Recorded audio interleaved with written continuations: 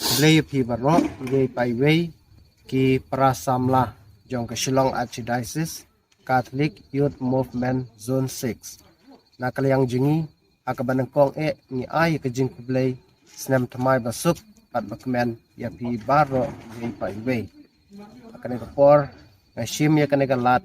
ban khot ban wer sabhai pi baro ki prasamla ban wan shim banta aka youth convention ka banlong nadu ka khat artrik hadu khat saw trik ta ubnai January arajar apusau alum sinai parish umdan bat kumjuru akaju kapor khot ngawer sabha ya pi baro ki paj rungit ki bahap apo gazon bat nabar ka zon ro banwan ban sakilang akasi bakut jong kaneka convention jengi bat kumjuru ni khot ngawer sabha pi baro ki paj rungit ki bahap apo gazon banwan ban sakilang akasi bakut jong ka convention jengi ka badai ka khatsaw terik nadu ka mas bakut bat ka jing mane sakramen bat ka youth conference bat ka jing wan ka jong pi hakane kasi kan pen kraw bat pen kemen yang ki kun samla bat hakane kapor ngat subhaya o sekretari jengi ban ai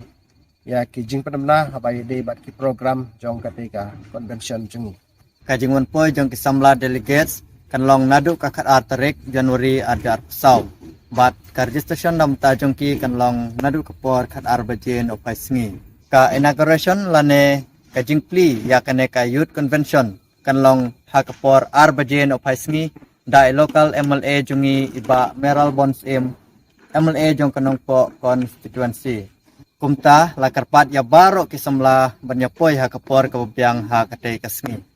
Bat ka parking na banta ki kali ki bawan ha ka siublay